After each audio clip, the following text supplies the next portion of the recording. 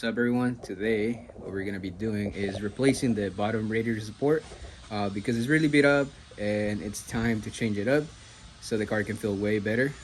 I'll show you guys the piece that we're changing right now. So here we have the bottom radiator support. This is not supposed to be like this, right? We have this piece already snapped off, and we have this piece coming off too. You guys can see everything just kind of shifted this way. Hopefully we don't have any issues with that bracket, but we're replacing this with this beautiful piece right here. So I got this one from Humble Engineering over in Riverside. Shout out to Ryan. You can purchase this piece online. I'll try to leave the clip in the description so you guys can purchase this if you guys want to. Really recommend. I think this is one of the things that every 240 needs. And for those who may ask, you can probably make this at home, but the time that was gonna take me to make this, it was just cheaper for me to just buy it. But yeah, this is a pretty solid piece. All right, and for those who are asking how the piece that I showed you got to that point, is because you learn as you go, right? So pretty much a couple years ago when I did the swap, I cut a little bit too much of the radiator support, and over time it just got weaker and weaker from driving, and it got to this point. Since it already did the top piece, I was like, might as well, let's just upgrade to a better piece on the bottom. If you're thinking about replacing this piece right here with the one that I just showed you, if yours isn't as bad as mine, one of the things that 240 people do is they weld this piece right here, the sides. You can tell I already did mine. The thing that I forgot to do was to weld right here. These are two other weak points that this part has. Pretty much, I didn't know that you had to weld this ones too. So I just did this ones, and over time, these ones were getting all the impact, and it became this piece right here. So if you have this, try to tack right here, throw some welds right here, and that's gonna save you a lot of trouble. So from factory, the bottom radiator support is just spot welded. It's not a solid piece. So that creates 1, 2, 3, like 5 different weak points. And if you're sliding, that's a lot of pressure. So yeah, that's something to keep in mind if you are having trouble with the bottom piece. Just make sure you double check everything before going all out. But I still highly recommend, even if your front piece is complete, to replace it with this one, just because it's gonna be stronger and it's gonna look a little bit cooler. This piece right here is already measured to the chassis. So these corners are gonna go right here, and this piece should just kind of like slide in. But right now what we're gonna be doing is gonna cut everything, and hopefully nothing moves, and I'll just try to explain as I go, because they do have instructions online, but it's just a few pictures and they have a write-up. They have a write-up and some pictures. It's not that hard to install, honestly, as long as you have a welder and you have a little bit of knowledge. I'm still learning how to weld, and I think it should be good. But yeah, hopefully at the end of this video, this can maybe help as a how to install this part for them. Just a different angle right here. You guys can see where it's split, and that's where the spot weld is supposed to be. And I think there's supposed to be another one right here. So yeah, this spot weld snapped. Also, there's another spot that we welded right here. So I think it's gonna be a little bit tricky to get it out. The way I'm going to go about it is cut this piece right here because it's already snapped off, and then unbolt the 14s at the bottom. This part should come off like that, and then I have space to work around this welds right here.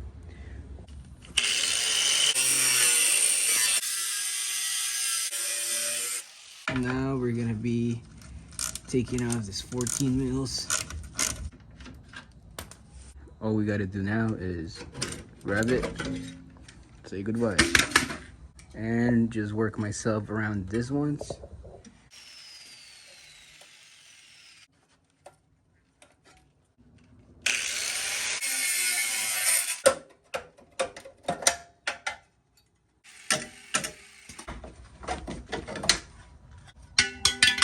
I just finished taking off the bottom support, the old one.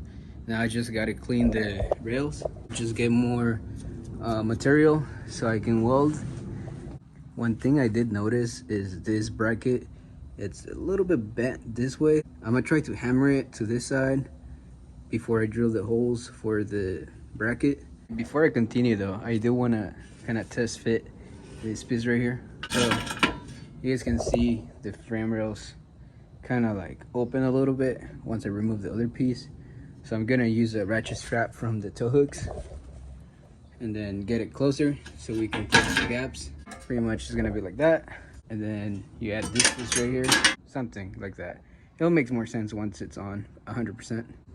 We have the rails ready for welding. I'm gonna have to do a little more scuffing up here. Okay, so now I already grinded everything and we are ready to weld. Or not quite yet, but this is where it gets, this is the real deal, right? So gotta make sure everything like lines up and pretty much everything's perfect. That's why we have the ratchet strap. You guys can see the gaps. This is not so much. I just mounted this. I'm not supposed to put this plate yet, but just for measurement purposes I had to. So I clamped it right here and right there so I can get the measurement right where this is supposed to be. So far it's looking good. So now what I'm gonna do is I'm gonna drill the holes for the bottom. Update: the passenger side is pretty good. For the bolts, I haven't drilled them yet, which leads me to having a problem on the driver's side.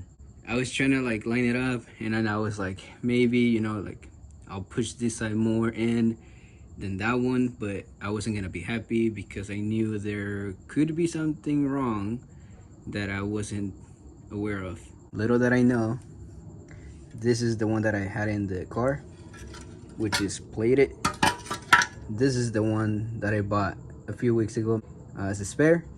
Just from factory, the tension rod brackets curve right here, but this one has a more of a kink to it rather than just a curve.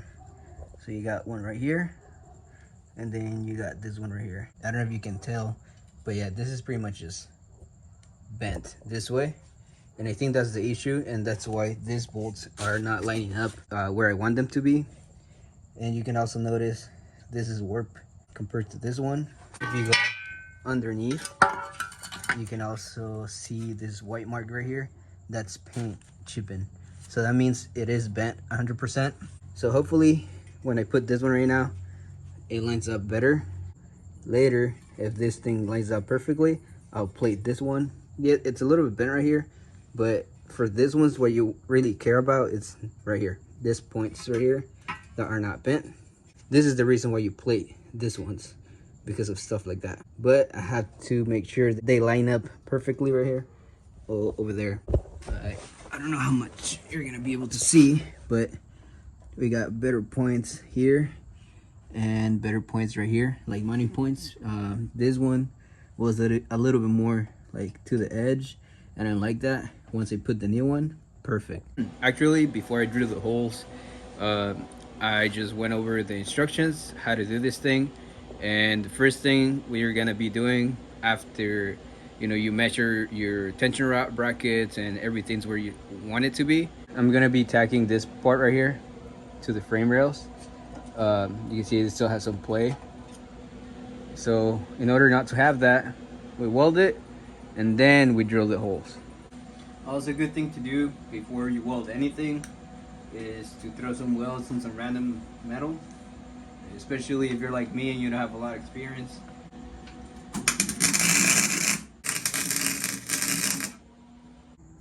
I drilled the holes already and I put the bolts and the nuts on it. Let me throw some welds on those.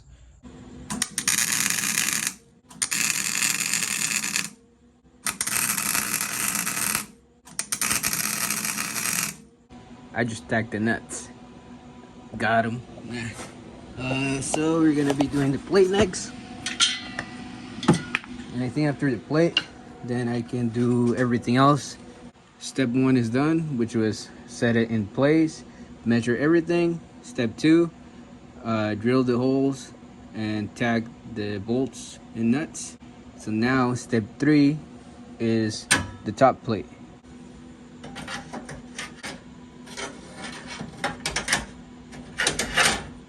I already have it all set up. Everything lines up. Obviously as I go, I'm gonna pick this up.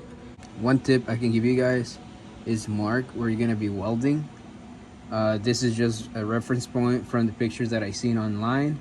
I talked to him and he said you don't have to weld the whole thing. You could if you want to, but he said as long as we just throw some welds right here, you know, it should be fine. Also, I'm throwing some welds on the back, right here on the sides, and I think on the bottom, I do a line too. Yeah, you can just go online and look at the pictures for reference. I don't know if I actually explained this good on this video, but you might get a better idea than just looking at pictures. So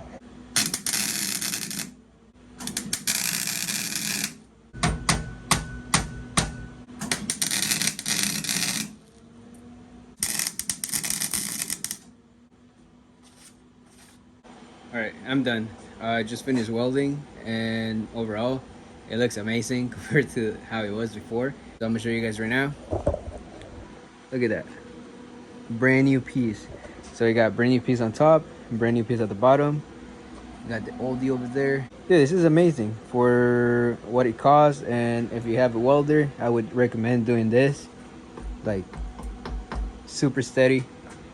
Let's just go back again on the steps that you have to do. First, you want to make sure everything lines up. Second, weld the sides in place so nothing else moves. Once those things are welded, you want to drill the holes and then tag the nuts and bolts. Once you do that, then you add the plate, and that's pretty much it. Just keep welding. All right guys, it's a different day and we're gonna continue working on the car. Like I said, I'm just gonna be grinding the welds and see if I can make it a little bit cleaner. And we're gonna be throwing some of these right here, E-coat, and I still have a little bit left, so that should be enough to cover most of it and get rid of the ugly welds that I have. But I mean, piece is solid, you know, it's not going anywhere. Hopefully this will last till the end of the year, and if it does, then I'll be happy.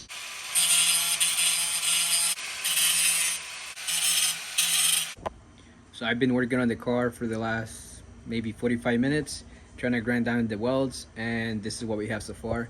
It's way better than it did look before, so I'm really hyped. Obviously I can't really get to this points right here, but it is what it is. Overall, this one just came out pretty neat. Now to finish it up, we're gonna be throwing some of these right here, just a quick layer, just so we don't get like rusty spots and whatnot. All right, so for the last part, I just threw the coat just for protection, but kind of regret it now because it looked cooler with it just being bare metal. Here we have it. This is pretty much the final product. I'm gonna try to get a Dremel and grind these things down because they look pretty ugly, but you know, as long as it holds in place and it doesn't snap or whatever, you know, it is what it is. As I keep going, I'll get better at welding, but for now, this will do the job. And that's pretty much it for this video. Hopefully this helps you in any which way. If you do plan on doing this, just have to be really careful when you're taking your measurements and just double checking everything. Overall, I would say this is a 8 out of 10 difficulty. I don't have a lot of experience. I'm still able to manage it. That's gonna do it. Thanks for watching.